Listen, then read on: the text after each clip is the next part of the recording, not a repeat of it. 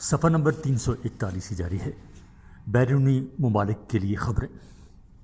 پاکستان ایک ترقی پذیر ملک اور تیزی سے ترقی کر رہا ہے۔ خارجہ محاذ پر پاکستان کی کوشش ہے کہ اسلامی ممالک کے ساتھ بالخصوص اور غیر مسلم ممالک کے ساتھ بالعموم اپنے تعلقات کو زیادہ پائیدار اور مضبوط بنائے۔ پاکستان کے روابط غیر جانبدار اور ایشیائی افریقائی ممالک سے بھی ہیں، اور پاکستان کی ہمیشہ سے یہ کوشش رہی ہے کہ دنیا کی تمام اقوام کے ساتھ دوستانہ تعلقات کو فروغ دیا جائے۔ اس سلسلے میں ریڈیو پاکستان کے بیرون ملک خبرناموں کی بڑی اہمیت ہے۔ ان خبرناموں کے ذریعے ریڈیو ان تمام ممالک کو پاکستان کے قریب لانے اور ہم آہنگی پیدا کرنے میں معاون ثابت ہوا ہے۔ جس ملک کی زبان میں ریڈیو خبرنامے نشر کرتا ہے، بیرونی ممالک سے بہتر تعلقات کی خواہش اور کوششوں کی بدولت ان ممالک میں پاکستان کی قدر و منزلت بڑھ گئی ہے۔ ریڈیو پاکستان بیرونی ممالک کے لیے خبرنامے ان ممالک کی زبانوں میں دن اور ہفتے کے مختلف اوقات میں نشر کرتا ہے۔ ان ممالک کی زبانوں میں چند اہم حسب ذیل ہیں۔ انڈونیشی زبان، انگریزی، برمی، بنگالی، ترکستانی، ترکی، دری، عربی، سواحلی، فارسی، فرانسیسی، گجراتی اور ہندی زبانیں اہم ہیں۔ ان میں سے بعض زبانوں جیسے عربی کے اخبارات پر تبصرے بھی نشر ہوتے ہیں۔ ان خبروں کا دورانیہ بھی زیادہ سے زیادہ 10 منٹ اور کم سے کم 3 منٹ کا ہوتا ہے۔ سمندر پار پاکستانیوں کے لیے خبرنامے۔ وطن سے دور رہنے والوں کے لیے جو خبریں نشر کی جاتی ہیں وہ خبرنامے بیرون ملک قائم پاکستانی سفارت خانوں کی وساطت سے نشر ہوتی ہیں۔ ان خبروں میں زیادہ تر ملکی واقعات بیان کیے جاتے ہیں۔ ان خبروں کا دورانیہ 15 منٹ کا ہوتا ہے۔ ان خبروں کو آہستہ آہستہ پڑھا جاتا ہے، اس لیے کہ سفارت خانے کا عملہ ان میں سے اہم خبریں نوٹ کر کے اخبارات کو روانہ کرتا ہے۔ صفحہ نمبر 342۔ ان خبروں کا مقصد ان ممالک میں بسنے والے لوگوں کو پاکستان کے واقعات سے باخبر رکھنا اور ملک کے وقار میں اضافہ کرنا ہے۔ بیرون ملک مقیم پاکستانیوں کے لیے یہ خبرنامے دن کے مختلف اوقات میں مختلف کلو ہرٹز پر پیش کیے جاتے ہیں۔ ان میں جنوب مشرقی ایشیا، مغربی یورپ، مشرق وسطی اور مشرقی افریقہ میں مقیم پاکستانیوں کے خبرنامے اہم ہیں۔ عالمی سروس کے خبرنامے انگلستان، متحدہ عرب امارات، مشرق وسطی، جنوب مشرقی ایشیا اور جنوب مشرقی افریقہ میں رہنے والے پاکستانیوں کے لیے ہوتے ہیں، تاکہ ان افراد کو ملکی صورتحال سے آگاہ کیا جا سکے اور وہ بھی ملکی صورتحال میں خود کو شریک سمجھ سکیں۔ اس طرح بیرون ملک رہنے کی وجہ سے ان کا ملک کے ساتھ رابطہ بھی رہے گا اور وہ اپنا کام بھی دل جمعی سے کر سکیں گے۔ بیرون ملک اردو سمجھنے والے لوگ بھی ان خبرناموں کو سن سکتے ہیں۔ یہ خبرنامے دن کے مختلف اوقات میں جنوب مشرقی ایشیا، مشرق وسطی، برطانیہ، مغربی یورپ میں بسنے والے پاکستانیوں کے لیے مختلف کلو ہرٹز پر پیش کیے جاتے ہیں۔ ان تمام خبرناموں کا مقصد تمام ہم وطنوں کو ملکی صورتحال سے آگاہ کرنا اور بیرون ملک کی عزت اور توقیر میں اضافہ کرنا ہے۔ ریڈیو ڈرامے اور فیچر کا ایک جائزہ۔ قیام پاکستان کے ساتھ جس طرح دوسرے اداروں کی حالت خراب تھی، اسی طرح ریڈیو کا شعبہ بھی خستہ حالی میں ہمیں ملا۔ لیکن جب جذبے جمع اور ہمت پختہ ہو اور ہنرمند افراد ایسے میسر ہوں تو ادارے چلانا مشکل نہیں ہوتا۔ یہی حالت ریڈیو پاکستان کی بھی تھی۔ قیام پاکستان کے بعد ریڈیو کا محکمہ گوناگوں مشکلات کا شکار تھا، لیکن پرعزم عملے نے دن رات جد و جہد کر کے 14 اگست 1947 کے دن سے ہی نئے جوش اور ولولے کا عزم کر کے اپنے پروگرام مصطفیٰ علی ہمدانی کی آواز کے ساتھ شروع کیے اور لوگوں کو یقین دلایا کہ اب ان کا ملک آزاد ہو چکا ہے اور غلامی کا دور گزر گیا ہے اور نئے ملک کے وسائل ان کے اپنے وسائل ہیں۔ ریڈیو پاکستان نے ابتدا سے لے کر اب تک تقریباً ہر نوعیت کے پروگرام پیش کیے ہیں اور سب اپنی جگہ تحسین کے لائق ہیں اور عوامی دلچسپی کا باعث ثابت ہوئے ہیں۔ ان میں ڈرامے اور فیچر کو بہت زیادہ پذیرائی ملی ہے۔ ڈرامہ کسی وقت واقعہ کو بنیاد بنا کر پیش کیا جاتا ہے۔ اس کا مقصد معاشرے کی اصلاح اور ملکی ترقی کی سوچ اجاگر کرنا ہے۔ کرداروں کی زبانی اصل واقعے کی کہانی پیش کی جاتی ہے۔ بعض ریڈیائی ڈرامے اتنے دلچسپ ہوتے ہیں کہ عوام ان کے انتظار میں رہتے ہیں، کیونکہ ڈرامہ نویس کہانی اور کرداروں کو اس طرح ایک تار میں پرو دیتے ہیں کہ تجسس کا عنصر اور بھی زیادہ ہوتا ہے۔ ڈرامہ ریڈیو کی جان ہے۔ جب کوئی ایک فرد کسی مسئلے، واقعے یا بات کو موضوع بنا کر کوئی رپورٹ، ایک مکمل تحریری رپورٹ تیار کرتا ہے اور درمیان میں مختلف قسم کی آراء شامل کرتا ہے اور مسئلے پر مختلف لوگوں کی آوازوں کو شامل کرتا ہے، جس کا مقصد سامعین کی دلچسپی ہو، تو وہ فیچر ہے۔ فیچر اور ڈرامہ بقول مرزا ادیب قریب تر چیزیں ہیں، کیونکہ ڈرامہ کرداروں کے ذریعے اور فیچر راوی کے ذریعے بیان کیا جاتا ہے۔ صفحہ نمبر 343۔ ریڈیو پاکستان کے ڈراموں اور فیچر پروگراموں میں سماجی، معاشرتی اور معاشی مسائل کو زیر بحث لایا جاتا ہے۔ سادہ اور شگفتہ زبان میں عوام اپنی پسند کے ڈرامے سنتے ہیں اور فیچر پروگراموں سے لطف اندوز ہوتے ہیں۔ وقت تیزی سے بدلتا جا رہا ہے اور وسائل کے فروغ کے ساتھ ساتھ نت نئے مسائل بھی جنم لے رہے ہیں۔ ایسے میں ریڈیو کی ذمہ داری بنتی ہے کہ وہ نئے وقت کے تقاضوں کے ہم آہنگ ڈرامے اور فیچر ترتیب دے، کسی ایک موضوع کے گرد ڈرامے نہ گھمائے بلکہ مختلف مسائل اور موضوعات کو سامنے رکھ کر ڈرامے تشکیل دے، یعنی وقت کے دھارے کے ساتھ ساتھ چلے۔ ٹیلی ویژن کی اہمیت۔ ٹیلی ویژن دو الفاظ ٹیلی رومن کا ہے اور ویژن انگریزی کا زبانوں کے اشتراک سے بنا ہے، جس کے معنی ہیں دور دور دیکھنا، یعنی ٹیلی ویژن وہ آلہ ہے جس کی مدد سے ہم دور کی اشیاء کو بھی بتصویر دیکھ سکتے ہیں اور ان کی حرکات و سکنات کے منظر کو دیکھ سکتے ہیں اور آوازوں کو سن سکتے ہیں۔ پاکستان میں 1964 میں پہلا ٹی وی اسٹیشن قائم ہوا۔ اس کے پروگرام اتنے دلچسپ تھے کہ عوام نے انہیں بے حد سراہا اور جلد ہی ملک کے کونے کونے میں ٹی وی دیکھا جانے لگا۔ ملک میں قائم ٹی وی اسٹیشنوں کا انتظام پاکستان ٹیلی ویژن کارپوریشن چلا رہا ہے۔ پاکستان ٹیلی ویژن کا نشریاتی نظام۔ ابتدا سے لے کر اب تک ٹی وی دو طرح کی نشریات دکھا رہا ہے، نمبر 1 مونوگرام اور نمبر 2 رنگین۔ نمبر 1 مونوگرام اور دوسری رنگین۔ اس میں ایک قسم کا کیمرہ کام کرتا ہے جو تصویر کو چھوٹے چھوٹے حصوں میں تقسیم کرتا ہے اور پھر دکھاتا ہے۔ اس تصویر میں کہیں سایہ اور کہیں بے رنگ عکس نظر آتا ہے۔ اگر کسی چیز کا اپنا رنگ بھی ہو تو یہ کیمرہ اس کو اپنے رنگ میں تبدیل کرتا ہے۔ اس سسٹم کو بلیک اینڈ وائٹ کہا جاتا ہے۔ پاکستان میں ابتدا میں یہ سسٹم رائج تھا۔ نمبر 2 رنگین سسٹم۔ اس سسٹم کو پال سسٹم کہا جاتا ہے۔ اس کی ابتدا جرمنی سے ہوئی اور موجد کا نام ڈاکٹر بروچ ہے۔ اس سسٹم میں اس چیز کا حقیقی عکس نظر آتا ہے۔ یہ نشریات پاکستان کے تمام علاقوں میں دیکھی جا سکتی ہیں۔ پاکستان ٹیلی ویژن نے اس کا آغاز 20 دسمبر 1976 سے پرچھائیاں پروگرام سے کیا تھا۔ اب ٹی وی کی تمام نشریات رنگین ہیں۔ آج کل بیرون ملک 52 ممالک میں پاکستان ٹیلی ویژن کی نشریات دیکھی جاتی ہیں۔ فی زمانہ ٹی وی ایک مؤثر ذریعہ ابلاغ ہے۔ ٹیلی ویژن کی افادیت اور اہمیت کا انداز اس بات سے لگایا جا سکتا ہے کہ ہم گھر بیٹھے دنیا کے کونے کونے میں رونما ہونے والے واقعات اور حالات کو بتصویر دیکھ سکتے ہیں۔ صفحہ نمبر 344۔ مختلف ممالک میں ہونے والے کھیلوں کے مقابلے، تقریبات اور دوسرے پروگرام ہم براہ راست دیکھ سکتے ہیں۔ ٹی وی سے ساری دنیا کی خبریں ہر لمحہ ہم تک پہنچتی ہیں اور مختلف قسم کے تبصرے، انٹرویوز اور تجربہ کار لوگوں کے تجزیے ہماری معلومات میں اضافہ کرتے ہیں۔ ٹی وی سستی تفریح کا ایک بڑا ذریعہ ہے۔ معمولی سرمایہ رکھنے والے گھرانے بھی ٹی وی سیٹ 3-4 ہزار میں خرید سکتے ہیں اور شام کے وقت گھر میں بیٹھے مختلف قسم کے پروگراموں سے لطف اندوز ہو سکتے ہیں۔ اس کے علاوہ مختلف ٹی وی چینل سے تعلیمی پروگرام، مذہبی پروگرام اور معلوماتی پروگرام پیش کیے جاتے ہیں اور علامہ اقبال اوپن یونیورسٹی کے کورسز بھی پیش کیے جاتے ہیں جن سے ہزاروں لوگ استفادہ کر سکتے ہیں۔ ٹی وی پر تبصرے، ماہرین کی گفتگو اور حالات و واقعات پر مبنی رپورٹیں عوامی شعور اور سوچ کو بیدار کرتی ہیں۔ عوامی رہنمائی میں ٹی وی کا کردار مسلمہ ہے۔ ٹی وی پر جو واقعہ ہم دیکھتے ہیں تو آواز کے ساتھ ساتھ اس کی تصویر بھی ہمارے سامنے آتی ہے جو دیر تک ہمارے ذہن پر نقش ہوتا ہے۔ یہی وجہ ہے کہ 20-25 برس پہلے کے پروگرام اب تک لوگوں کو یاد ہیں۔ ٹی وی پر جو مناظرے اور مباحثے ہوتے ہیں، پروگرام دیکھنے کے بعد لوگ آپس میں ان پر تبادلہ خیال کرتے ہیں۔ خاص کر سیاسی پروگرام لوگ بڑے شوق سے دیکھتے ہیں۔ اس طرح عوامی ذہن جمہوریت کی جانب گامزن رہتا ہے۔ ٹی وی پروگراموں کا مقصد معاشرے کی اصلاح، اسلامی اقدار کا فروغ، اتحاد و یکجہتی اور حب الوطنی کا جذبہ پیدا کرنا ہے۔ ٹی وی کی بدولت عوام اچھے اور برے کی تمیز کر سکتے ہیں اور بین الاقوامی حالات و واقعات پر بھی رائے دینے کی پوزیشن میں رہتے ہیں۔ ٹی وی پر چلنے والے حالات حاضرہ کے پروگرام عوام بڑی دلچسپی کے ساتھ دیکھتے ہیں اور مختلف الخیال لوگوں کی گفتگو سنتے ہیں اور پارٹیوں کے منشور اور ارادوں سے باخبر رہتے ہیں۔ ٹی وی کا تعلق چونکہ براہ راست عوام کے ساتھ ہوتا ہے، اس لیے حکومتیں اور اس اقدام سے بہت ڈرتی ہیں اور ٹی وی کو اپنے کنٹرول میں رکھتی ہیں تاکہ ایسا نہ ہو کہ کوئی ایسا پروگرام پیش ہو جو حکومتی اقدامات اور اقتدار کے لیے خطرے کا باعث ہو۔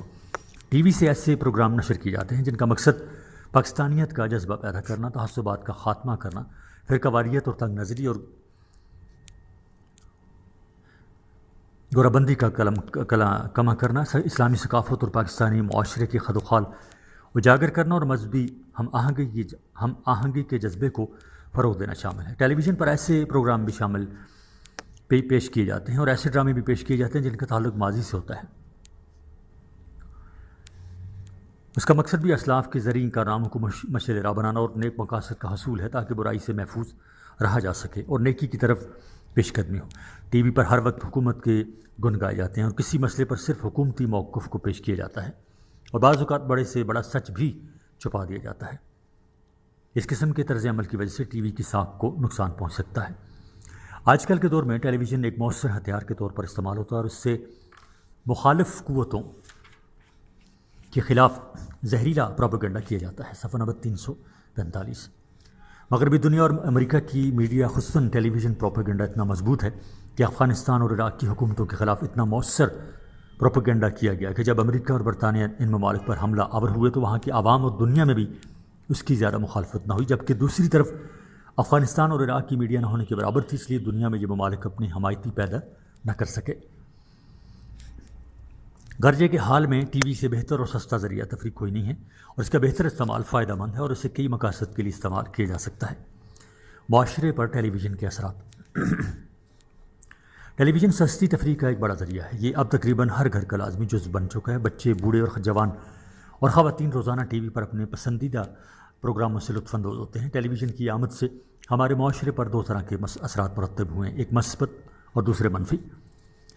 مثبت تبدیلیوں میں اہم یہ ہے کہ ٹیلی ویژن پر ہر طبقہ کے ذوق کے پروگرام پیش کیے جاتے ہیں۔ ہر طبقہ اور ہر عمر کے لوگ اپنی پسند کے پروگرام بڑے شوق سے دیکھتے ہیں۔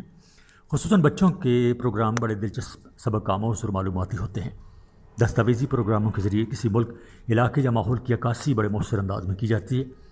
یہ پروگرام گھر بیٹھے لوگوں کو مختلف ممالک اور علاقوں کی سیر کراتے ہیں۔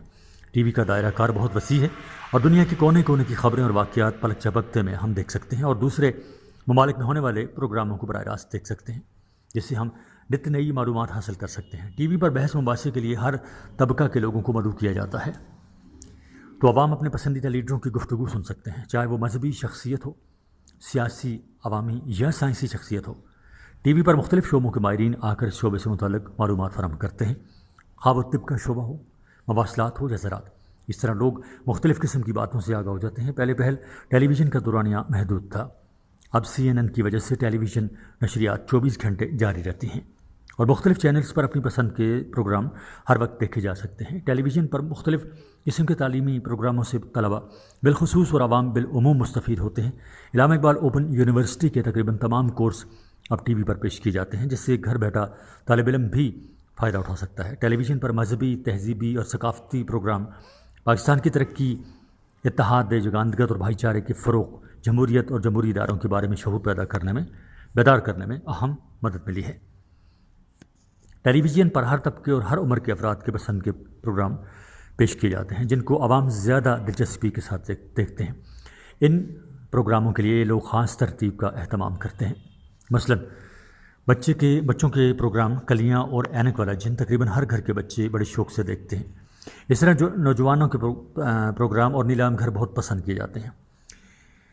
کیونکہ کتاب کا ایڈیشن پرانا ہے، اس لیے اینک والا جن بھی ختم ہو چکا، کلیاں بھی، اور نیلام گھر کا نام آج کل جو ہے وہ ہے طارق عزیز شو، اور یہ پرانا کیونکہ ایڈیشن ہے کتاب کا، اس لیے وہ پرانی چیزیں لکھی ہیں، تو آپ یہ چیز ذہن میں رکھیے۔ صفحہ نمبر 346۔ اس سے معلومات اور علم اضافات اور تفریح بھی ملتی ہے۔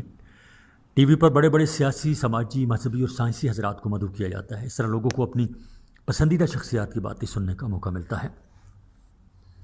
ٹی وی پر ہر شعبہ زندگی کے افراد کو متعارف کرایا جاتا ہے اور متعلقہ شعبوں میں ان افراد کی کارکردگی اور کارناموں کو زیر بحث لایا جاتا ہے، جس سے لوگوں میں مقابلے کا رجحان فروغ پاتا ہے اور لوگوں میں محنت کا جذبہ پروان چڑھتا ہے۔ ٹیلی ویژن کے منفی رجحانات میں سرفہرست اس کے منفی رویوں پر مبنی پروگرام ہیں۔ مثلاً ٹی وی پر مار دھاڑ، جرائم اور واردات پر مبنی پروگرام لوگوں کے ذہنوں پر برے اثرات مرتب کرتے ہیں۔ ٹی وی پر نت نئے اشتہارات، فیشن کی طرف عوام کو راغب کرنا اور بے جا کسی چیز کی تعریف کرنا بھی عام ہے۔ ہر ڈرامے اور پروگرام میں، حتیٰ کہ خبرنامے میں بھی اشتہارات کی بھرمار کی وجہ سے ٹی وی پروگراموں کا لطف غارت ہو جاتا ہے۔ ٹی وی پر چاہے تو یہ تھا کہ اسلامی اقدار اور شاعر کے دائرے میں رہتے ہوئے پروگرام پیش ہوتے، لیکن فی زمانہ ٹی وی پر ایسی بیہودہ اور نینی موریاں اور فحاشی پر مبنی اشتہارات اور گفتگو ہوتی ہے کہ گھر بیٹھے فیملی کے ساتھ ایسے پروگرام دیکھنے سے آدمی شرم سے پانی ہو جاتا ہے۔ ہر اشتہار میں نیم اوریاں لڑکی دکھانا ضروری ہے، حتیٰ کہ بلیڈ اور سگریٹ کا اشتہار بھی لڑکی کے بغیر ادھورا تصور کیا جاتا ہے۔ یہ ایک اسلامی معاشرے میں عورت کی تذلیل اور مغربی معاشرے کی سستی نقل ہے۔ ٹی وی پر بڑے گھرانوں، امراء، وزراء اور جاگیرداروں کی طرف طرز زندگی اور ان کے رہن سہن کی طرف زیادہ توجہ دی جاتی ہے۔ اس کی دیکھا دیکھی لوگ دولت کے حصول کے لیے سرگرداں رہتے ہیں اور اس کے لیے ہر جائز و ناجائز ذریعہ استعمال کرتے ہیں۔ ٹیلی ویژن کا دورانیہ وسیع ہونے کی وجہ سے ہر وقت کوئی نہ کوئی پروگرام چلتا رہتا ہے جو طالب علموں اور گھریلو افراد کے وقت کی بربادی کا ذریعہ ہے۔ وہ لوگ سارا وقت ٹی وی کے گرد حلقہ بنائے بیٹھے رہتے ہیں اور اپنے ضروری کاموں کو داؤ پر لگا دیتے ہیں۔ ٹی وی کو اپنی ثقافت، تہذیب اور روایات کو فروغ دینا چاہیے تھا، لیکن اب ہمارا ٹی وی صرف مغرب کی سستی نکالی اور مادر پدر آزاد معاشرے کی تقلید کر رہا ہے۔ تنگ اور بیہودہ لباس، فحش جملے اور بوس و کنار عام دکھایا جاتا ہے اور اسے صحافتی آزادی کا نام دیا جاتا ہے۔ مشرقی روایات اور اسلامی اقدار کو فرسودہ اور دقیانوسی قرار دیا جاتا ہے۔ جو شخص زیادہ انگریزی دان، چالاک اور دھوکہ باز ہو وہ ہمارے ملک میں ہیرو کے طور پر پیش کیا جاتا ہے۔ لڑائی اور مار کٹائی سے بھرپور ڈرامے دکھا کر ہمارا ٹی وی نوجوانوں میں کلاشنکوف کلچر کو فروغ دے رہا ہے، جس میں سے معاشرہ تیزی کے ساتھ زوال پذیر ہے۔ اس کے علاوہ عشق و عاشقی کے مناظر بھی سر عام دکھائے جاتے ہیں، جن سے نوجوان لڑکے لڑکیاں تعلیم اور گھر بار چھوڑ کر اپنے عاشقوں کے ساتھ عشق رچانے میں مصروف ہوتے ہیں، جس کے نتیجے میں شرفاء کا جینا محال ہو چکا ہے۔ قومی زبان اردو کا فروغ صرف شعراء اور ادباء کی ذمہ داری بن چکا ہے۔ ٹی وی پر جو بھی سامنے آتا ہے تو وہ ایسی زبان بولنے لگتا ہے کہ بعض دفعہ شک ہوتا ہے کہ انگریزی آمیزش سے ایک نئی زبان جنم لینے والی ہے جو نہ اردو ہے اور نہ انگریزی، یعنی آغاز سے لے کر خاتمے تک بمشکل کسی پروگرام میں اردو کے 20 لفظ نہیں ہوتے۔ صفحہ نمبر 347۔ یہ درست ہے کہ یہ مقابلے کا دور ہے، لیکن مقابلے کا مطلب یہ بھی تو نہیں ہے کہ ہم اپنے دین، اقدار، ثقافت، زبان اور رسومات سے دستبردار ہو جائیں۔ ہم ٹی وی پر مغربی ثقافت کی یلغار اور مسلمانوں کے خلاف پروپیگنڈے کا مؤثر جواب دے سکتے ہیں، بشرطے کہ ٹی وی مغرب زدہ لوگوں کے اثر سے آزاد ہو جائے اور ان لوگوں کے ہاتھوں میں آ جائے جو اسلام، پاکستان اور امت مسلمہ سے گہری عقیدت و ہمدردی رکھتے ہوں۔ قومی تعمیر اور ترقی میں ٹی وی کا استعمال۔ ملکوں کی ترقی ذرائع ابلاغ کے بغیر ممکن نہیں ہے۔ ذرائع ابلاغ قومی ڈھانچے میں اہم ستون کی حیثیت رکھتے ہیں۔ فی زمانہ ٹیلی ویژن ذرائع ابلاغ کا فوری، سستا اور تیز ترین ذریعہ ہے۔ اس کے استعمال کے دو رخ ہیں۔ اگر اس کو صحیح اور بروقت اور اپنی جگہ پر استعمال کیا جائے تو ترقی کا عمل تیز تر ہو جاتا ہے، لیکن اگر اس کو غلط جگہ اور صحیح استعمال نہ کیا جائے تو پھر یہی فائدہ مند چیز نقصان دہ ہوتی ہے۔ حکومت پاکستان اس حقیقت سے آگاہ ہے کہ ٹی وی سے وہ کام لیا جا سکتا ہے جو بڑے بڑے لیڈر، اسکالر اور جرنیل نہیں کر سکتے، اس لیے حکومت ٹی وی کو اپنے کنٹرول میں رکھے ہوئے ہے اور اس سے عوام کی دلچسپی کے ساتھ ساتھ اپنے موقف کے مطابق کام بھی لیتی ہے۔ جو بھی ہو، عوام اور ارباب اختیار کو چاہیے کہ ٹی وی کو صحت مندانہ رویوں اور معاشرے کی اصلاح اور قوم کی ترقی اور اخلاقی عروج کے لیے استعمال میں لائے، اور مندرجہ ذیل باتوں کو اگر سنجیدگی کے ساتھ لیا جائے تو ٹی وی کے استعمال سے وہ مقاصد حاصل کیے جا سکتے ہیں جو ملکی مفاد میں بہترین ہوں۔ ٹی وی کے ذریعے عوام کو حالات حاضرہ سے اس طریقے سے آگاہ کیا جائے کہ ان کی معلومات کے ساتھ ساتھ سوچ کے نئے زاویے کھل جائیں۔ حالات حاضرہ کے پروگراموں کی بدولت وہ ملکی اور بین الاقوامی حالات سے اتنی واقفیت حاصل کریں کہ کسی موقع پر وہ تشنا نہ رہ جائیں۔ ٹی وی صحت مند معاشرے کے قیام میں اہم کردار تب ادا کر سکتا ہے کہ جب اس کے پروگرام قومی امنگوں اور ملکی مفاد کے تابع ہوں، اور ویسے پروگرام وضع کرے جو عوامی جوش و جذبے اور لگن میں اضافے کا باعث ہوں۔ ملکوں کی ترقی کے دار و مدار تعلیم پر ہوتا ہے۔ اگر لوگ زیادہ تعلیم یافتہ ہوں تو وہ ملک کی ترقی میں بطریق احسن اپنی ذمہ داریاں پوری کر سکتے ہیں۔ ہمارے ملک میں خواندگی کا تناسب بہت کم ہے۔ ٹی وی تعلیم کی شرح میں اضافے کے لیے اپنا کردار ادا کر سکتا ہے۔ وہ اس طرح کہ اس سے زیادہ تعلیمی پروگرام ہر عمر کے افراد کے لیے نشر کیے جائیں اور علوم و فنون کی تدریس آسان سے آسان طریقوں پر کی جائے۔ یہ علوم و فنون ہی ملک کے معاشی استحکام میں مددگار ثابت ہو سکتے ہیں۔ مختلف ہنروں، پیشوں اور کاموں کے بارے میں تفصیلات اور اگر ممکن ہو تو مختلف اداروں میں بھرتیوں کے اشتہارات بھی اگر ٹی وی پر مشتہر کیے جائیں تو زیادہ لوگ اس سے فائدہ اٹھا سکتے ہیں۔ ہمارا معاشرہ اسلامی معاشرہ اور دین اسلام کو یہاں بنیاد کی حیثیت حاصل ہے۔ ہماری کوشش ہونی چاہیے کہ ہمارے پروگرام اسلامی اقدار اور اسلامی شاعر سے ہم آہنگ ہوں اور مذہبی رواداری، اخوت، بھائی چارے اور جگانگت کو فروغ دیتے ہوں۔ صفحہ نمبر 348۔ پاکستان ایک زرعی ملک ہے اور یہاں کی 70% آبادی زراعت کے شعبے سے وابستہ ہے، لیکن ہمارے کسان ترقی میں سب سے پیچھے ہیں کیونکہ انہیں جدید زرعی آلات، کھادوں، بیجوں اور جراثیم کش ادویات کے صحیح استعمال کا پتہ نہیں۔ ٹی وی کی ذمہ داری ہے کہ وہ کاشتکاروں کی صحیح رہنمائی کے لیے ماہرین کو مدعو کرے اور زرعی آلات کے استعمال اور آسان قرضوں کے حصول اور طریقہ کار سے لوگوں کو آگاہ کرے۔ ٹی وی اپنے پروگراموں میں محنت، مشقت اور حصول رزق، اس کی حلال کی اہمیت کو اجاگر کرے اور ملکی وسائل اور مسائل سے لوگوں کو بروقت آگاہ کرے تاکہ لوگوں کے ذہنوں میں شکوک و شبہات نہ رہیں۔ پاکستان ایک نظریے کے تحت وجود میں آیا ہے، وہ ہے نظریہ پاکستان، یعنی الگ شناخت، مذہب، زبان، روایات اور سماجی معاشرے پر مبنی مملکت کا قیام۔ تمام پروگراموں میں یہ نقطہ مرکزی حیثیت کا حامل ہونا چاہیے۔ ٹیلی ویژن سے ایسے پروگرام پیش ہوں جو گروہی، نسلی اور صوبائیت کا کلا کما کرنے میں مدد دیں۔ ٹی وی کو چاہیے کہ وہ دوسروں کی تقلید چھوڑ دے، مادر پدر آزاد معاشروں کی نقالی کی جگہ بشر کی روایات سے ہم آہنگ پروگرام ترتیب دے اور اسلامی اصولوں کی پاسداری کو اولین مقصد قرار دے۔ مختصر یہ کہ ٹی وی کا صحیح استعمال پاکستان، پاکستانیت، اسلام، امہ اور قوم کے بہترین مفاد میں ہے، اور ٹی وی کو ان کے مفاد کو سامنے رکھتے ہوئے اپنے پروگرام ترتیب دینے چاہیے۔ ایسے پروگرام سرے سے شامل نہ کیے جائیں جو ملکی یکجہتی، اسلامی وقار اور قوم کی تقسیم کا باعث بنتے ہوں۔ ایسے پروگرام چند ذہنوں کی عکاسی کرتے ہیں لیکن بحیثیت قوم پاکستانی کی ہرگز نہیں کرتے۔ ہمارا ملک ہے تو ہم بھی رہیں گے، اور اگر خدا نخواستہ ملک نہ رہے تو ہم بھی نہیں رہیں گے۔ بس یہ ٹیلی ویژن کے استعمال کا مرکز و محور ہونا چاہیے۔ ٹیلی ویژن ڈرامے کا تنقیدی جائزہ۔ وطن عزیز، پاکستان کی آزادی کے ساتھ ہی اس کے ساتھ وسائل بھی ورثے میں ملے۔ مسائل زیادہ تھے اور وسائل نہ ہونے کے برابر۔ یہ سب کچھ پاکستان دشمنوں نے سوچ سمجھ کر کیا تھا کہ نوزائیدہ مملکت اپنے پاؤں پر کھڑی نہ ہو سکے، لیکن اس وقت پاکستان کے چند مخلص لیڈروں اور عوام کی ہمت اور جذبے کی بدولت تمام تو نہیں لیکن بہت سے مسائل پر قابو پا لیا گیا اور کسی حد تک پاکستان کو اپنے پاؤں پر کھڑا ہونے میں مدد ملی۔ لیکن ان مخلص لیڈروں کے چلے جانے کے بعد جب اقتدار مفاد پرستوں کے ہاتھوں میں آ گیا تو عوامی مسائل بھول گئے اور مسائل بنتے چلے گئے اور عوامی جذبہ بھی ماند پڑ گیا۔ عزیز طلباء، یہ آڈیو ریکارڈنگ آپ کے لیے ہیومینیٹیرین ڈیولپمنٹ آرگنائزیشن ایبٹ آباد کے ذریعے اہتمام کی گئی۔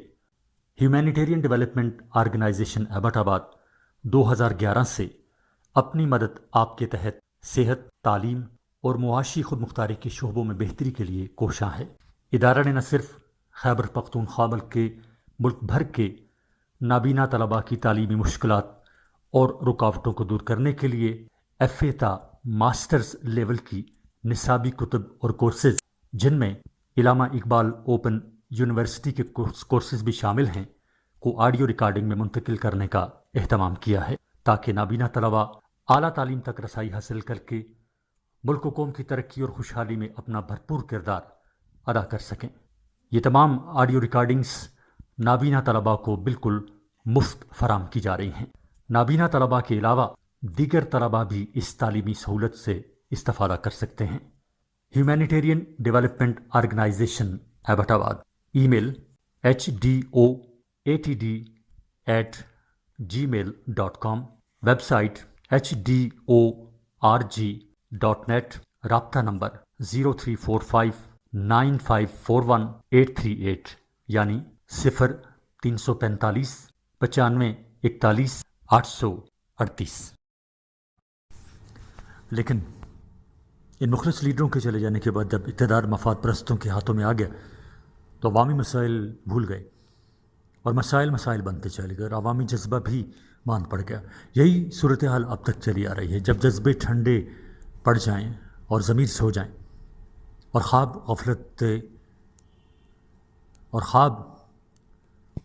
غفلت زور پکڑ لیں تو ایسے میں ادیب ہی وہ شخص ہے جو قوم کی دکھتی رگوں پر ہاتھ رکھ کر معاشرے میں انقلاب برپا کرنے کی صلاحیت رکھتا ہے۔ ان کے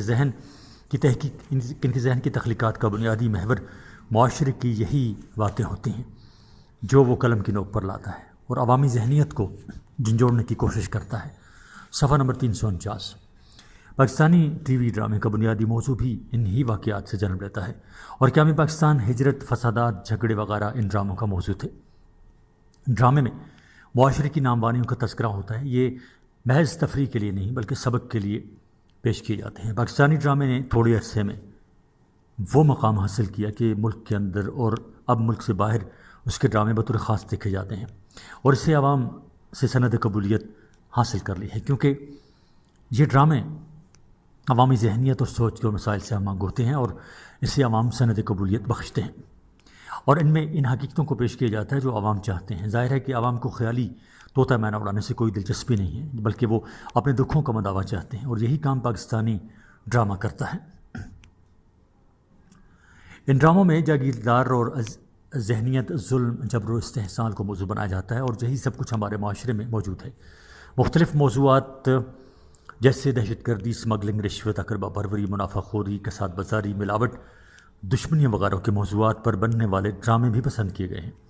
ٹی وی کے تعلیمی ڈرامے، سبق آموز ڈرامے، بچوں کے لیے ڈرامے اور نوجوان نسل کے لیے پیش کیے گئے ڈراموں کو بہت سراہا گیا ہے۔ جو کام حکومت اور ادارے اربوں روپے خرچ کر کے بھی نہ کر سکے، وہ کام ڈراموں نے خوب کیا ہے۔ افواج پاکستان کی جرت اور ہمت پر بننے والے ڈرامے ملک کے طول و عرض میں بسنے والے جوانوں میں جوش، جذبے اور حب الوطنی کے جذبات کو ابھارنے میں مددگار ثابت ہوئے ہیں۔ مختلف اداروں کی کرپشن سکینڈلز پر بننے والے ڈرامے بھی سبق آموز ہیں۔ یہ تفریح کے ساتھ ساتھ اصلاح کا کام بھی کرتے ہیں۔ اس کے ساتھ ساتھ ٹی وی ڈراموں کا منفی پہلو یہ ہے کہ اس میں فیشن سازی، دھوکہ دہی اور واردات کے نت نئے طریقے دکھائے جاتے ہیں۔ ان سے نشاور چیزوں کا استعمال اور فحاشی اور ریانی کو بھی فروغ حاصل ہوا ہے۔ خاندانی منصوبہ بندی کے اشتہارات اور ڈراموں میں فحش جملے ہی جان خیزی کو فروغ دیتے ہیں۔ لباس کی وضاحت اسلامی شاعر سے ہم آہنگ نہیں ہوتی۔ دوپٹوں سے آری عورتوں کے کھلے سر، فیشن پرستی اور فحش جملوں کے بے دریغ استعمال نے آج کل ہمارے ڈراموں کا ستیہ ناش کر دیا ہے۔ ہر سنجیدہ اور محب وطن پاکستانی اس صورتحال پر رنجیدہ ہے۔ ٹی وی کی خبریں۔ ذرائع ابلاغ میں ٹی وی کا مقام اہمیت کا حامل ہے، اور یہ تیز ترین ذریعہ ابلاغ ہے۔ اس کی بدولت لوگ کوئی واقعہ، صورتحال کو بتصویر دیکھ سکتے ہیں، اور اس واقعہ یا صورتحال کے نقوش ان کے ذہنوں پر نقش رہتے ہیں۔ صفحہ نمبر 350۔ ٹیلی ویژن کے قیام کے ساتھ ہی اس کا شعبہ خبر بھی قائم کیا گیا، تاکہ لوگوں کو تازہ ترین صورتحال سے فوراً آگاہ کیا جاتا رہے۔ انٹرنیٹ، فون، موبائل اور فیکس کی سہولتوں نے ٹی وی کی خبروں کا معیار بھی اونچا کر دیا ہے۔ دنیا کے کسی بھی حصے میں کوئی واقعہ رونما ہو، پلک جھپکتے ہی اس کی خبر ٹی وی پر آ جاتی ہے، اور لوگ آنن فانن باخبر ہو جاتے ہیں۔ ٹی وی خبر نامے اب نشریاتی رابطوں پر پیش کیے جاتے ہیں۔ یہ زیادہ تر قومی زبان، اردو، علاقائی زبانوں، انگریزی اور عربی زبانوں پر مشتمل ہوتے ہیں۔ اردو چونکہ پاکستان کی قومی اور صوبوں کے درمیان رابطے کی زبان ہے، اس لیے ٹی وی پر زیادہ تر خبریں مختلف اوقات میں اردو زبان میں پیش کی جاتی ہیں۔ رات کا خبر نامہ تفصیل کے ساتھ ہوتا ہے۔ اس میں ملکی اور بین الاقوامی خبروں کے علاوہ علاقائی خبریں بھی ہوتی ہیں، اور کسی واقعے کی تفصیل وہاں سے براہ راست بھی پیش کی جاتی ہے۔ اس کے علاوہ جب 1987 میں ٹی وی نے صبح کی نشریات شروع کی تو صبح کی خبریں اس کا لازمی جزو بن گئیں۔ یہ خبریں تازہ ترین واقعات پر مبنی ہوتی ہیں۔ اس کے علاوہ 5 بجے شام کی خبریں، 9 بجے کی خبریں، تجارتی خبریں، کھیل کود کی خبریں اور اختتامی خبریں اردو میں پیش کی جاتی ہیں۔ تجارتی خبریں عموماً خبر نامے کے بعد پیش کی جاتی ہیں، اور 10 منٹ تک ان کا دورانیہ ہوتا ہے۔ اس میں دنیا بھر کی تجارتی لین دین کا تذکرہ، اسٹاک ایکسچینج کی صورتحال، سونے اور کرنسی کی ریٹ کا تذکرہ شامل ہے۔ بہت سے لوگوں کے لیے یہ خبریں فائدہ مند ہیں۔ 1987 سے ہر رات جب ٹیلی ویژن نشریات کا اختتام ہوتا ہے تو اختتام سے پہلے دن بھر اور تازہ ترین واقعات پر مبنی خبریں نشر ہوتی ہیں، تاکہ خبر کے لیے صبح کا انتظار نہ کرنا پڑے۔ علاقائی خبریں صوبائی ٹی وی اسٹیشنوں سے اپنے مقررہ وقتوں کے مطابق ان صوبوں کی زبانوں میں وہاں کے عوام کے لیے پیش ہوتی ہیں، اور عوام اپنی زبان میں ان کو دلچسپی کے ساتھ سنتے ہیں۔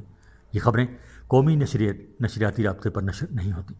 علاقائی خبروں میں صوبوں اور ملکی حالات و واقعات اور بین الاقوامی خبریں بھی شامل ہوتی ہیں۔ قومی نشریاتی رابطے پر انگریزی میں خبریں عموماً 7 بجے شام کو 10 منٹ کے لیے، اور عربی میں شام 6 بجے سے پہلے 5 منٹ دورانیے پر مشتمل ہوتی ہیں۔ اس میں بھی بین الاقوامی اور ملکی خبریں ہوتی ہیں۔ پاکستان ٹیلی ویژن کے تعلیمی اور تربیتی پروگرام۔ ذرائع ابلاغ کا مؤثر ذریعہ ہونے کے سبب ٹی وی پر لوگ بہت انحصار کرتے ہیں۔ پاکستان ٹیلی ویژن دوسرے پروگراموں کے ساتھ ساتھ تعلیمی دوڑ میں بھی پیچھے نہیں رہا ہے۔ بیشتر ترقی پذیر اور پسماندہ ممالک نے تعلیمی میدان میں ترقی اسی وجہ سے کی ہے کہ ان ممالک نے ریڈیو اور ٹی وی سے تعلیمی کام لیے ہیں، خصوصاً جب ملک میں اچھی تعلیمی درسگاہوں، اساتذہ اور دیگر سہولیات کی کمی ہے، اور پاکستان کے تمام بچے اسکولوں تک رسائی حاصل نہیں کر پاتے، تو ایسے میں ٹی وی کے ذریعے تعلیم دینے کا بہترین ذریعہ ہے، اور اس سے کوئی ذریعہ اس سے بہتر نہیں ہے۔ پاکستان ٹیلی ویژن کارپوریشن اس حقیقت سے بخوبی آگاہ ہے کہ اس کے تعلیمی پروگرام کس نوعیت کے ہونے چاہئیں۔ 1981 سے پاکستان ٹیلی ویژن نے یہ پالیسی وضع کی ہے کہ جو بھی تعلیمی پروگرام ہوں، خواہ وہ بڑوں کے لیے ہوں یا بچوں کے لیے، وہ تعلیم کے ساتھ ساتھ صحت مندانہ تفریح بھی فراہم کر رہے ہوں۔ صفحہ نمبر 351۔ پی ٹی وی حالات حاضرہ اور معلوماتی اور ذہنی آزمائش کے پروگرام بھی پیش کرتا ہے جو نئے ذہنی صلاحیتوں میں اضافہ کرتے ہیں۔ نیلام گھر جیسے ذہنی آزمائش کے پروگرام سے جنرل نالج کے ساتھ ساتھ معلومات اور تفریح بھی ملتی ہے۔ سائنسی، معاشرتی اور مذہبی پروگرام بھی لوگوں کے فائدے اور ذہنی نشو و نما میں اہم کردار ادا کرتے ہیں۔ ٹی وی کا ایجوکیشنل شعبہ ان پڑھ لوگوں کے لیے تعلیمی بالغوں اور ابتدائی تعلیمی پروگرام نشریاتی رابطے پر پیش کرتا ہے۔ نیا دن کے نام سے اردو سکھانے کا اہتمام کیا گیا۔ قرآن پاک کی تعلیم بصیرت کے نام سے پروگرام کے ذریعے ہوتی ہے اور یہ سلسلہ تاحال جاری ہے۔ علامہ اقبال اوپن یونیورسٹی کے عربی کورسز اور اسلامیات کورسز پیش کیے جاتے ہیں۔ کمپیوٹر اور زراعت کی تعلیم بھی ان شعبوں کے ماہرین کی زیر نگرانی دی جاتی ہے۔ اساتذہ کی رہنمائی کے پروگرام اور آسان حساب کے نام سے بھی پروگرام پیش کیے گئے ہیں۔ مردوں کے ساتھ ساتھ خواتین کے لیے بھی تعلیمی پروگرام پی ٹی وی پیش کر رہا ہے، جس میں صحت و خوراک، امور خانہ داری، حساب کتاب، بچوں کی نگہداشت، دستکاری، سبزیوں کی کاشت، پھلوں کو محفوظ کرنے کے طریقے جیسے پروگراموں سے ہزاروں خواتین روزانہ مستفید ہو رہی ہیں۔ پی ٹی وی تحریر کی مشق کے پروگرام اور زبانی سوال و جواب، قرأت، بلند خوانی جیسے پروگرام بھی پیش کرتا ہے۔ اس قسم کے پروگراموں سے طلباء کو لکھائی کی مشق ہو جاتی ہے اور دیسی اجتماعی تعلیم کے فوائد بھی لوگوں تک پہنچ رہے ہیں۔ 1982 میں جب ٹی وی کی مجموعی تعلیمی کارکردگی کا جائزہ لیا گیا تو یہ بات سامنے آئی کہ مجموعی طور پر 1,40,000 طلباء نے لکھنا پڑھنا سیکھا اور ہزاروں افراد نے دیگر امور میں مہارت ٹی وی پروگرام دیکھ کر حاصل کی اور حساب کتاب اور ابتدائی ریاضی سیکھ لی۔ علامہ اقبال اوپن یونیورسٹی کی جس کی بیرون ملک اور اندرون ملک لاکھوں طلباء ہیں، ان کے پروگرام ابتدا سے لے کر اب پی ایچ ڈی تک بذریعہ ٹی وی پیش کیے جاتے ہیں، جن سے ملک کے کونے کونے میں گھر بیٹھے لوگ استفادہ حاصل کر رہے ہیں۔ پاکستان ٹیلی ویژن کے تعلیمی پروگراموں کا مقصد اسکول، کالج اور یونیورسٹی کی سطح پر معیار تعلیم کو بلند کرنا، علامہ اقبال اوپن یونیورسٹی کے پروگراموں سے زیادہ لوگوں کو مستفید بنانا، مختلف شعبوں میں ماہرین کی تربیت کرنا، تعلیمی کمیشن اور تعلیمی اداروں کے درمیان رابطے بحال کرنا شامل ہیں۔ پی ٹی وی 2 چینل اپنے قیام کے ساتھ ہی علاقائی زبانوں میں تعلیمی پروگرام ترتیب دے کر نشر کرتا ہے۔ فروغ تعلیم کے لیے تعلیمی دائرہ کار ٹی وی کا بہت وسیع ہے۔ اس میں مزید بہتری پیدا کرنے کے لیے ضروری ہے کہ پی ٹی وی نصاب کی کمزوریوں کی نشاندہی کرے اور ماہرین سے اس کی بہتری کے لیے تجاویز مرتب کرے۔ صوبائی اور مرکزی ارباب اختیار خصوصاً تعلیم سے منسلک لوگوں کو وقتاً فوقتاً عوام کے سامنے لائے اور تعلیم کی بہتری اور مسائل پر عوام کے ساتھ براہ راست گفتگو کرے۔ کمپیوٹر اور دیگر سائنسی آلات کی تعلیم کے لیے شعور و آگاہی پیدا کرے، قومی زبان کی اہمیت و افادیت کو اجاگر کرے۔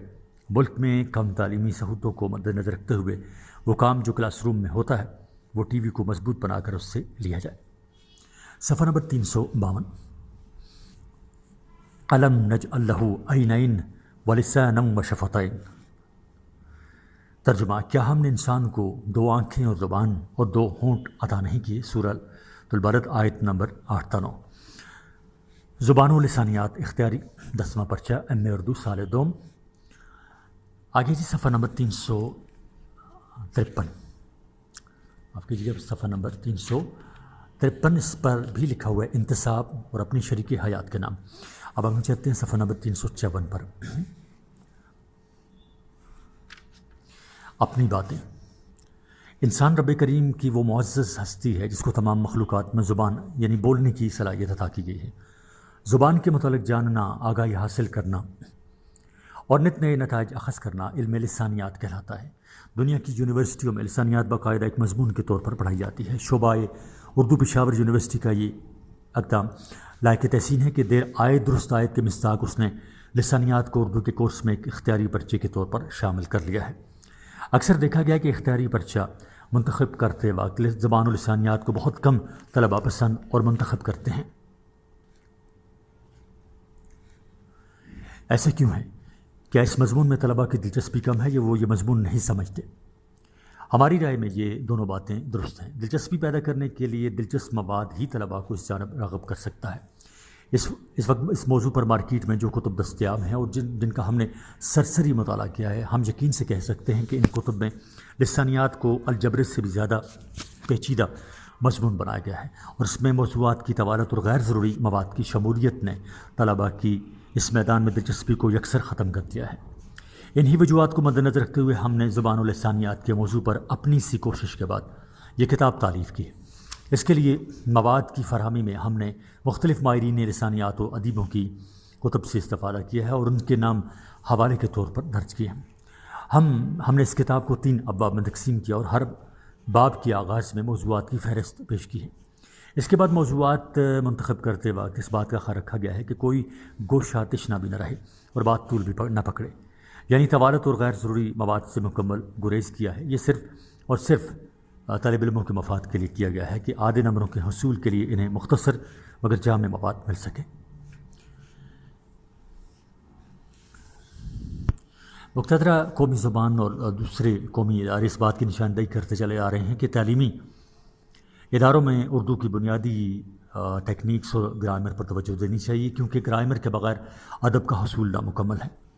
گرامر کے حصے میں کوشش کی گئی ہے کہ بنیادی ضروری گرامر یعنی صرف و نحو کا حصہ شامل ہو تاکہ طلباء پر اس ضمن میں اضافی بوجھ نہ پڑے۔ سال 2007 میں لسانیات کے سلیبس میں چند تبدیلیاں کی گئیں اور پرانے سلیبس کے ساتھ چند نئے موضوعات شامل کیے گئے ہیں۔ ہم نے یہ بھی کوشش کی ہے کہ پرانے اور نئے دونوں موضوعات کو پیش کیا جائے تاکہ کسی بھی مرحلے پر طالب علموں کے لیے کمی بیشی کا امکان نہ رہے۔ ہم یہ بات دوبارہ دہرائیں گے کہ ہم نے اپنی طرف سے بہت احتیاط اور کوشش کی ہے کہ کتاب جامع بھی اور مختصر بھی، تاکہ طلباء دل لگا کر اسے پڑھیں۔ پھر بھی انسان غلطی کا پتلا ہے۔ کتاب میں ہم سے اگر کہیں کوئی غلطی یا کوتاہی ہوئی ہو اور ہم آپ کی نظر میں آ جائے تو آپ سے گزارش ہے کہ اسے ہمارے علم میں لائیں تاکہ آئندہ ایڈیشن میں اس کا ازالہ کیا جا سکے۔ آپ یونیورسٹی پبلشرز کے سخانی پشاور یا براہ راست ہم سے رابطہ کر سکتے ہیں۔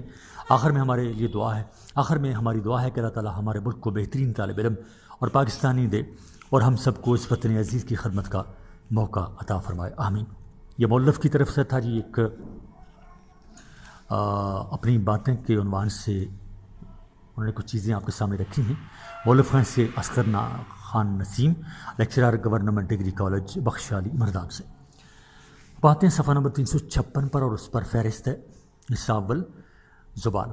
نمبر 1، زبان کیا ہے؟ زبان کی تعریف صفحہ نمبر 358 پر۔ زبان کے بارے میں مختلف نظریات صفحہ نمبر 359 پر۔ اردو زبان کے حروف تہجی اور اس کی مختلف آوازیں صفحہ نمبر 360 پر۔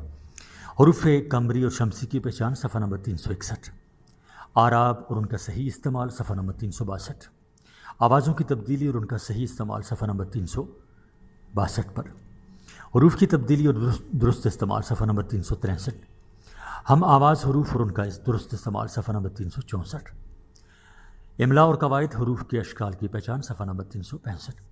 ہم آواز الفاظ کی پہچان، اعراب کا صحیح استعمال، نقطوں کا صحیح مقام جاننا، الف اور حمزہ کا درست استعمال، واو کا صحیح استعمال، اردو الفاظ میں اغلاط اور ان کی درستگی کے لیے مختلف اصول صفحہ نمبر 367۔ باقاعدہ طور پر غلط استعمال ہونے والے الفاظ کی فہرست صفحہ نمبر 371 اور ان کی درست ادائیگی، متشابہ الفاظ پر اعراب لگانا صفحہ نمبر 372۔ تذکیر و تانیث، اس کے سیکھنے کے اصول، حقیقی اور غیر حقیقی تذکیر و تانیث کے اصول صفحہ نمبر 375۔ واحد جمع بنانے کے مختلف اصول صفحہ نمبر 381۔ روزمرہ اور محاورہ کے درمیان فرق، مختلف محاورے معانی صفحہ نمبر 383 پر۔ ضرب الامثال صفحہ نمبر 389 یعنی 389 پر۔ صفحہ نمبر 357، کتاب جو ہم پڑھ رہے ہیں اس کا صفحہ نمبر 357 ہے۔ فہرست جاری ہے۔ حصہ دوم، لسانیات کے بنیادی اصول۔ لسانیات کیا ہے؟ صفحہ نمبر 393۔ بنیادی لسانیات صفحہ نمبر 394۔ لسانیات کی مختلف شاخیں صفحہ نمبر 395۔ بنیادی گرامر، صرف و نحو صفحہ نمبر 397۔ نحو، علم کلام،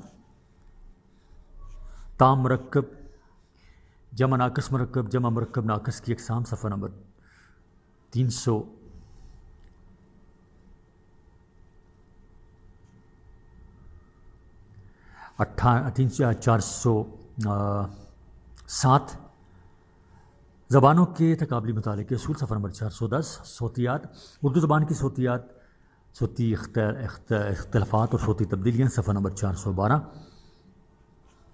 اردو صوتیات پر اعتراضات، صفحہ نمبر 415۔ اور حصہ 100 میں زبان، اردو ایک لشکری زبان، صفحہ نمبر 418۔ لفظ اردو کی وضاحت، صفحہ نمبر 418۔ اردو کے مختلف نام اور وجہ تسمیہ، صفحہ نمبر 422۔ اردو زبان کی ابتدا کے بارے میں نظریات، صفحہ نمبر 423۔ اور اس میں پھر آگے جز ہیں 2، الف غیر علاقائی یا غیر مربوط نظریات، اور بے علاقائی یا مربوط نظریات، اور یہ ہے صفحہ نمبر 423 پر ہی۔ اردو زبان کے فروغ میں صوفیہ اور بزرگان دین کا حصہ، صفحہ نمبر 432۔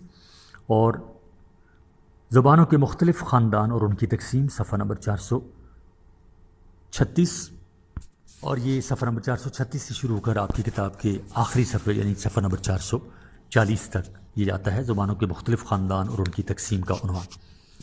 اب آتے ہیں صفحہ نمبر 358۔ سب سے پہلے زبان کیا ہے؟ قدرت نے انسان اور حیوان کے منہ میں گوشت کا ایک ٹکڑا دونوں جبڑوں کے درمیان رکھا ہے۔ گوشت کا یہی ٹکڑا جب حرکت کرنے لگتا ہے تو مختلف حرکات و سکنات ظاہر ہوتی ہیں۔ قدرت انسان کے منہ میں اس گوشت کے ٹکڑے میں ایک صلاحیت رکھی جسے نطق یعنی بولنے کی صلاحیت کہتے ہیں۔ یہی صلاحیت قدرت نے صرف انسان کو ودیت کی اور اسے تمام عالم سے ممتاز بنایا ہے۔ ویسے حرکات و سکنات تو حیوانوں کے منہ میں بھی گوشت کے ٹکڑے سے ظاہر ہوتی ہیں، لیکن بولنے کی قوت صرف انسان کا خاصہ ہے۔ انسان کے منہ میں یہی ٹکڑا حرکت کرنے سے مختلف آوازیں پیدا کرتا ہے۔ انسان انہی آوازوں کے ذریعے اپنے احساسات و جذبات اور ضرورت دوسروں تک بآسانی پہنچا سکتا ہے، جبکہ حیوانات ایسا کرنے سے قاصر ہیں۔ بس زبان کی تعریف یوں ہوگی، انسان کے منہ میں گوشت کا وہ ٹکڑا جو حرکت کرنے سے حرکات و سکنات اور آوازیں پیدا کرتا ہے، جس کی بدولت انسان اپنے احساسات اور جذبات کا کھل کر اظہار کرتا ہے اور اس کے لیے منہ سے مختلف آوازیں نکالتا ہے۔ انہی آوازوں کے مختلف گروہ کا نام زبان ہے۔ یہی زبان مختلف اصوات کا مجموعہ ہے جو انسان اپنے منہ سے نکالتا رہتا ہے۔ کچھ ماہرین کے نزدیک زبان ایک صوتی سلسلے کا نام ہے جس میں گویائی اور سماعی سلسلے اہم ہیں۔ اس کے ساتھ ساتھ اشارتی سلسلے بھی ہیں، لیکن وہ اتنے معتبر نہیں سمجھے جا سکتے جتنا کہ گویائی سلسلہ۔ بقول ڈاکٹر عبدالسلام، گویائی ہی زبان کی حقیقی شکل ہے۔ انسان ہزاروں سال سے بول چال کے ذریعے خیالات کی ترسیل کر رہا ہے اور تحریر اس کے مقابلے میں بہت بات کی جات ہے۔ بچہ بولنا بہت جلد چھوٹی عمر میں سیکھ لیتا ہے، لیکن تحریر سیکھنے میں وہ کافی وقت لیتا ہے اور اسے سیکھنے میں دقت بھی ہوتی ہے۔ زبان انسانی ترسیل کو صوتی نظام تک محدود رکھنے کا نام ہے۔ بقول ڈیوڈ کرسٹل کے کسی مقصد کے تحت کسی قسم کی معلومات دوسروں تک پہنچانا اور دوسروں سے لینا، چاہے وہ صوتی شکل میں ہو یا تحریری شکل میں، یہی زبان ہے۔ تحریر اور اصوات کے علاوہ خیالات کی ترسیل کی دیگر صورتیں جیسے اشاراتی زبان، ریاضی کی زبان، کمپیوٹر کی زبان وغیرہ زبان کے زمرے میں نہیں آتی، بلکہ ان کو مصنوعی زبانوں کا نام دیا جاتا ہے۔ اور اردو انگریزی کو نیچرل زبانیں کہا جاتا ہے کیونکہ نیچرل زبانیں مخصوص زبانوں سے ممتاز ہوتی ہیں۔ نیچرل زبانیں بولنے والے نئے نئے جملے اور مفہوم والے الفاظ بول اور سمجھ سکتے ہیں، جبکہ مصنوعی زبانوں میں یہ صلاحیت نہیں ہوتی بلکہ وہ ایک قسم سے جامد ہوتی ہیں۔ دوسرے الفاظ میں وہ انسانوں ہی کی وضع کی ہوئی ہوتی ہیں۔ صفحہ نمبر 359، زبان کے بارے میں مختلف نظریات۔ زبان کی ابتدا کب اور کس طرح ہوئی، یہ ایک نامکمل سوال ہے اور اب تک اس کا جامع جواب نہ دیا جا سکا۔ تاہم زبان کی ابتدا کے بارے میں مختلف ماہرین مختلف نظریات رکھتے ہیں۔ سلسلے میں 3 قسم کے گروہ ہیں اور ان کے نظریے بھی الگ الگ ہیں، جنہوں کا مختصر سا جائزہ پیش کیا جاتا ہے۔ پہلا نظریہ، اس گروہ میں وہ ارکان شامل ہیں جو مذہبی عقیدے پر یقین رکھتے ہیں، یعنی یہ کہ زبان براہ راست اللہ تعالیٰ سے انسان کو ودیت ہوئی ہے۔ اس سلسلے میں وہ قرآن پاک کا حوالہ دیتے ہیں کہ اللہ تعالیٰ نے حضرت آدم علیہ السلام کو اشیاء کے نام بتا دیے۔ یہ گروہ مزید کہتا ہے کہ پہلا انسانی رابطہ خود اللہ تعالیٰ نے حضرت آدم علیہ السلام کو اشیاء کے نام بتا دیے۔ یہ گروہ مزید کہتا ہے کہ پہلا انسانی رابطہ خود اللہ تعالیٰ نے حضرت آدم علیہ السلام کے ساتھ کیا تھا اور انہیں زبان سکھائی تھی، لیکن مشہور ماہرین لسانیات گوم اور ہوڈر اس نظریے کی مخالفت اس بنا پر کرتے ہیں کہ چونکہ زبان ابتدا میں نامکمل اور ناقص ہے، اس کو اس حالت میں اللہ تعالیٰ کی طرف منسوب کرنا درست نہیں ہے۔ یہ ماہرین مزید کہتے ہیں کہ زبان انسان کی اپنی کوشش اور سعی کا نتیجہ ہے۔ اگر ایسا نہ ہوتا تو دنیا میں صرف ایک زبان بولی اور سمجھی جاتی، لیکن فی زمانہ دنیا میں کم و بیش 4 سے 6 ہزار زبانیں بولی جاتی ہیں۔ بادشاہ منیر بخاری اپنے مقالے اردو اور کھوار کے لسانی لسانی روابط پر تفصیل سے روشنی ڈالی ہے۔ اس سلسلے میں وہ رقم تراز ہیں کہ زبان کی ابتدا ناقص اور نامکمل ہے، اور نامکمل زبان کو کس طرح اللہ تعالیٰ کی طرف منسوب کیا جا سکتا ہے۔ اگر واقعی ایسا تو یقین زبان ابتدا ہی سے مکمل اور مدلل ہوتی اور یہ خامیوں سے مبرہ ہوتی۔ اب زبان کی پیدائش کے سلسلے میں صرف یہی کہا جا سکتا ہے کہ اللہ تعالیٰ نے انسان کو بولنے کی صلاحیت بخشی ہے، اور پھر انسان نے اپنی ضروریات کے تحت زبان خود بنائی ہے۔ اقتباس لیا گیا جی ان کی کتاب اردو اور رکھوار کے لسانی روابط، مقالہ تھا ان کا، مقالہ از بادشاہ منیر بخاری سے۔ دوسرا نظریہ، اس گروہ میں شامل ماہرین لسانیات کہتے ہیں کہ انسان نے زبان کی ابتدا کی ہے اور پھر نسل در نسل اس کو ترقی دی ہے۔ اس سلسلے میں ہوڈر کہتے ہیں کہ انسان نے شعوری طور پر نہیں بلکہ ضرورتوں اور تقاضوں کے تحت اس کی تشکیل کی ہے۔ 18ویں صدی میں جب روسو نے عمرانی معاہدہ پیش کیا تو اس نے کہا کہ انسان نے قدیم زمانہ سے ہی خیالات اور خواہشات کا اظہار کیا ہے اور ابلاغ کے لیے زبان استعمال کی ہے۔ بعض ماہرین اس خیال کی تردید کرتے ہیں کیونکہ ان کے خیال میں قدیم زمانے کا انسان ابلاغ سے محروم تھا۔ ماہرین کہتے ہیں کہ زبان انسان ہی کی ایجاد کردہ اور فطری ضرورتوں کے تحت اس کو رفتہ رفتہ ترقی دی ہے، اور پھر اس کے قاعدے اور رسول اور دیگر صورتیں انہی ضرورتوں کے تحت وجود میں آئی ہیں۔ تیسرا نظریہ، اس گروہ میں وہ ماہرین لسانیات شامل ہیں جو مختلف حرکات اور سکنات، جذباتی ہیجان اور حیرت و خوشی کی کیفیات کو زبان کی ابتدا کا ماخذ قرار دیتے ہیں۔ اس گروہ کے ماننے والے کہتے ہیں کہ انسان پر مختلف اوقات میں جو کیفیات مثلاً خوشی، غم، درد، سکون وغیرہ آتے رہتے تھے تو اس کے اظہار کے لیے وہ اپنے منہ سے مختلف آوازیں نکالتے رہتے تھے، پھر یہی آوازیں مختلف آوازوں کا موجب بنیں، اور پھر آوازوں کا یہی گروہ جب ترتیب پاتا گیا تو اس سے ایک مربوط اور مکمل زبان وجود میں آ گئی۔ یعنی اس گروہ نے انسانی حرکات و سکنات اور مختلف کیفیات کے اظہار کے لیے نکالی گئی آوازوں کو زبان کا ماخذ قرار دیا ہے۔ صفحہ نمبر 360۔ کئی ماہرین لسانیات کے نزدیک یہ نظریات نامکمل اور متنازع ہیں، اس لیے ان کی بنیاد پر زبان کی ابتدا کا نظریہ استوار نہیں کیا جا سکتا۔ حروف زبان کی تشکیل میں بنیادی کردار ادا کرتے ہیں۔ ہر حرف انسان کے منہ سے نکلی ہوئی کسی خاص آواز کی نشاندہی کرتا ہے۔ کسی زبان میں تہجی کے لحاظ سے استعمال ہونے والے حروف کی تعداد سے اس زبان میں استعمال ہونے والی آوازوں کا اندازہ لگایا جا سکتا ہے۔ اردو چونکہ ایک لشکری زبان ہے اور اس میں عربی، فارسی، ہندی اور دیگر زبانوں کے حروف شامل ہیں، اس لیے اس میں آوازوں کی تعداد بھی کافی زیادہ ہے۔ اردو بولنے والے زیادہ آوازیں نکالنے پر قدرت رکھتے ہیں۔ اردو تہجی میں مندرجہ ذیل حروف عربی، فارسی اور ہندی کی مشترک آوازیں پیدا کرتے ہیں، جیسے بے، پے، تے، جیم، چے، دال، رے، سین، شین،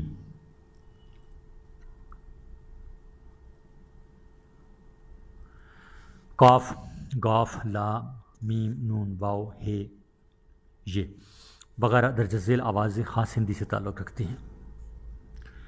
با، پھا، تھا، ٹھا، دھا، جھا، چھا، کھا، گھا، ڈال، ڑے، ڑ وغیرہ درجہ ذیل آوازیں عربی اور فارسی کی ہیں جو ہندی میں بھی مستعمل ہیں۔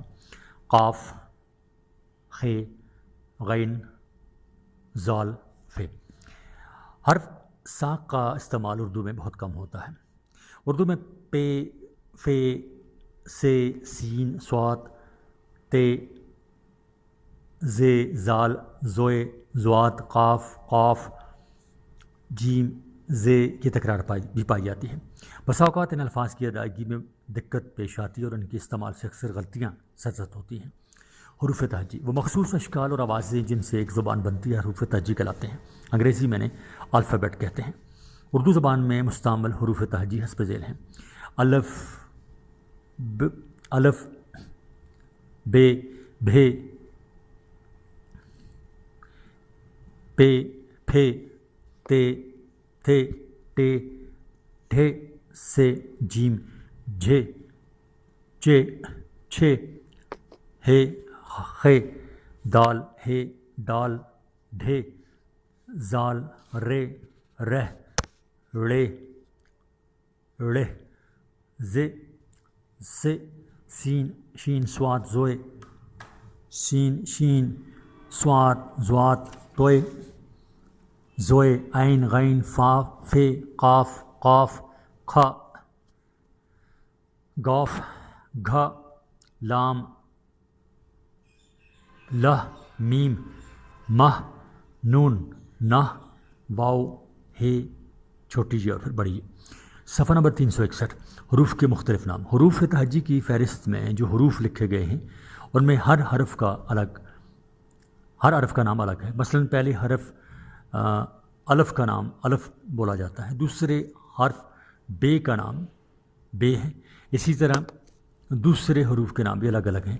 حروف کی آوازیں، حروف تہجی میں ہر حرف الگ آواز دیتا ہے اور یہی آوازیں الفاظ، کلمے اور جملے بناتی ہیں۔ اردو حروف تہجی کی آوازیں یہ ہیں، یہ اس طرح ادا ہوتے ہیں: الف با، الف بے، پے، تے، ٹے، سے، جیم، چے، ہے، خے، دال، ڈال، زال، رے، رے، زے، سے، سین، شین، صاد، دوات، زوات، توئے، زوئے، عین، غین، فے، قاف، قاف، قاف، گاف، لام، میم، نون، واو، ہے چھوٹی یہ پھر بڑی ہے۔